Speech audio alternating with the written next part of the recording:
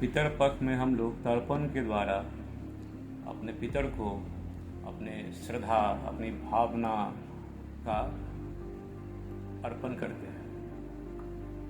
इसमें विशेष विधि से जल देने की प्रथा, रीति रिवाज है। इससे पितर को शांति मिलती है और ऐसा धार्मिक मान्यता है, लोक रीति रिवाज की मान्यता ऐसा है कि ऐसा करने से पितर जहाँ भी हों, जिस लोक में हों, उन्हें शांति प्रदान होती है और घर में सुख और समृद्धि मिलती है। सवाल ये उठता है कि सिर्फ तर्पण कर देने से पितर या मृत आत्माओं को शांति मिलती है, मिल जाती है या नहीं। ये एक गंभीर विषय है। बहुत सारे लोग ज्योतिष केंद्र में हमारे वहाँ आते हैं कि अमुक ज्योतिष ने या मेरे कुंडली में ऐसा पितर दोष है, ये है वो, जिसका हमने पितर दोष का शांति भी कराया है और पितर को तर्पण भी करते हैं, श्राद्ध कर्म भी ढंग से हमने कराया, फिर भी हमारे यहाँ बहुत सारी समस्याएं हैं, कभी घर फल फूल नहीं रहा है। तो अब जब हर तरह के उपाय को हमने कर लिया, फिर भी अगर पितर शांत नहीं होते हैं तो एक प्रश्नवाचक चिन्ह जरूर लगता है कि आखिर ये है क्या, हम क्यों करते हैं जी। सबसे बड़ी बात, पितर को जो हम लोग तर्पण करते हैं उसमें अपने भावनाओं का, अपनी श्रद्धा का अभिव्यक्ति करते हैं, अपने मृत आत्माओं से जो हमारे घर के हैं, हमारे परिवार के हैं और हमारे पूर्वज रहे हैं, उनको हम लोग अपना भावपूर्वक श्रद्धा अर्पित करते हैं।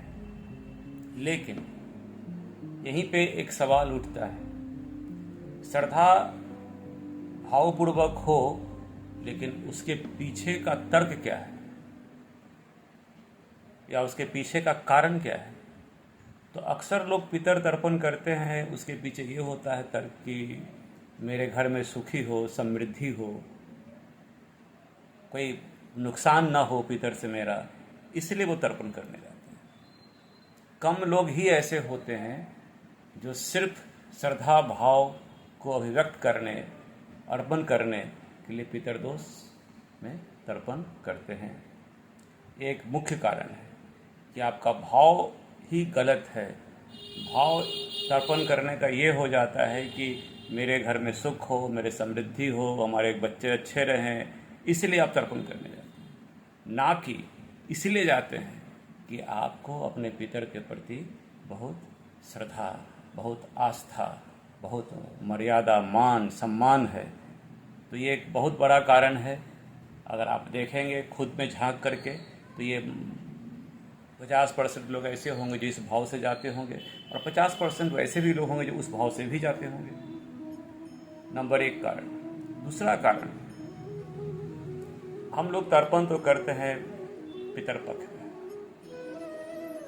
जल देते हैं, भावना भी अच्छा हो, लेकिन क्या ये इतना मात्र से हम अपने पूर्वजों को सम्मान दे सकते हैं? हमें पता तो जरूर होगा कि हमारे पूर्वज क्या एक्सपेक्टेशन रखते थे परिवार के प्रति। मृत्यु से पहले कैसे उन्होंने परिवार को जोड़ कर रखा था, कैसे अपने बच्चों, अपने छोटे बच्चों, अपने विभिन्न परिवार के सदस्यों को, अपने समूचे समाज को उन्होंने जोड़ के रखा था, उसको कैसे संभाला था, ये तो हम जानते हैं। लेकिन मृत्यु के बाद या मृत्यु के समय जब आत्मा का विस्थापन होता है, उस वक्त उस आत्मा के अंतर्गत में ये भाव जरूर चलता है कि मेरे बाद मेरे लोगों को कौन सुरक्षित करेगा, कौन सहारा देगा, ये लोग कैसे रह सकता है, इसको मार्गदर्शन कौन करेगा। आत्मा जब शरीर छोड़कर निकलती है तो सबसे अधिक वेदना उसके अंदर इस बात की होती है कि मेरे बाद मेरे परिवार को कौन देखेगा। अब हम पितर दोष से ग्रसित हैं या ना हो कोई बात नहीं, हम तर्पण भी करते हैं, श्राद्ध कर्म भी अच्छे से करा लिए हैं, और साथ में ऐसा हो कि घर में मान लो पिताजी की मृत्यु हो गई हो और उनके जाने के बाद उनके अंदर जो आशाएं थी कि मेरे घर का माहौल खुशहाल हो, शायद ना हो सका हो, और उनका जो एक्सपेक्टेशन था कि घर का हर एक सदस्य आगे बढ़ जाए, जो भी परिवार है मिल के रहे, और वो नहीं हो सका और उनकी आत्मा विस्थापित कर गई हो, उस हालत में अगर आप तर्पण करते हैं तो क्या उस आत्मा की शांति होगी?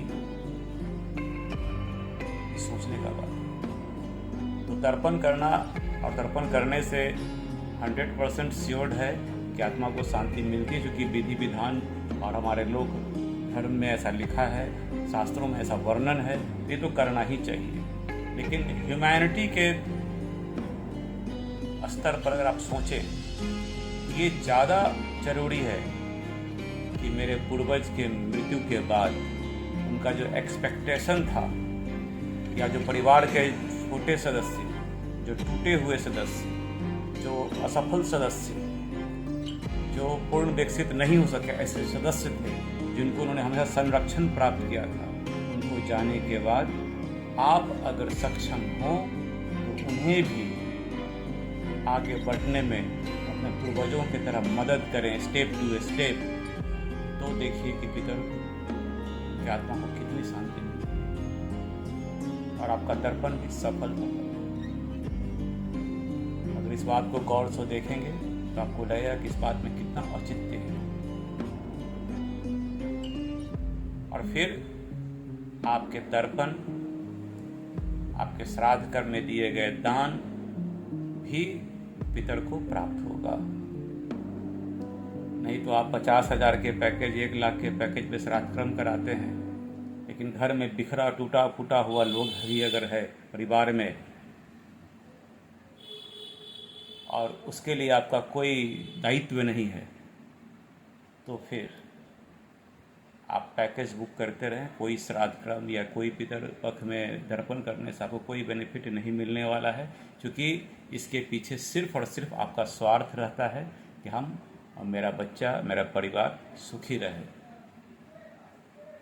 तो पितर के शांति के लिए उनकी भावनाओं का ख्याल करें कि उन क्या चाहते थे। ज्योतिषगण भी परेशान रहते हैं, पितर दोष है, क्या करें, बहुत सारी समस्याएं हैं। लेकिन ज्योतिष का कार्य आपके काम करने और सोचने के तरीका को बदलना है, कोई चमत्कार करना नहीं है। एक आम धारणा है कि ज्योतिष कोई चमत्कार करता है, ऐसा नहीं है। एक आम धारणा है कि ज्योतिष भविष्यवाणी करता है, ऐसा नहीं है। ज्योतिष सिर्फ आपके मानसिक स्थिति को समझ लेता है होरोस्कोप के द्वारा। जैसे एक एक्सरे को देखकर डॉक्टर समझ लेता है कि कौन सा पार्ट में कौन सा प्रॉब्लम है, तो horoscope just like x-ray, ultrasound, या उससे भी आप डीप कह सकते हैं, तो संभव है कि उससे डीप है, क्योंकि हम लोग तो इस तरीके से देखते हैं कि जीवन की बहुत सारी घटनाएं, तो घटनाएं का इंडिकेशन नहीं आता है, एक्चुअली आपके काम करने के और सोचने के तरीके का इंडिकेशन आता है। तो निष्कर्ष निकल जाता है कि आदमी इस तरीके से सोचता है तो ऐसा बात होगा, ऐसा कार्य करेगा, और उसका रिजल्ट ये निकलेगा। इसी तरीके से जब कोई समस्या आती है तो हम लोग चाहते हैं कि आपके काम करने के, सोचने के तरीका को चेंज किया जाए, लेकिन इसके बदले आम लोग सिर्फ ये समझते हैं कि रत्न पहना दो, पूजा कर लो और शांति करवा लो, इससे ठीक हो जाएगा। संभव नहीं है। जब तक आपके मानसिक दशा को नहीं बदला जाए, जब तक आपके कार्य करने के शैली को नहीं बदला जाए, जब तक आपके सोच को नहीं बदला जाए, कोई तरह का शांति से कोई बेनिफिट नहीं हो सकता, संभव है। तो पितर दोष के बारे में मैंने जो कहा, ये 30 साल से मैं देख रहा हूँ इन चीज़ों को ज्योतिष में, और जिन लोगों ने इस बात को अक्षरशः फॉलो किया है, अंततः सफलता उनके हाथ लगी है, और वो बहुत सेटिस्फैक्शन महसूस किया कि वाकई जो हम कर रहे हैं इससे हमारे जीवन में बहुत सारी खुशहाली आ गई, बनस्पत उसके कि सिर्फ तर्पण कर रहे हैं। आप भी आजमा कर देखिए, कर देखिए, आपको बेनिफिट होगा।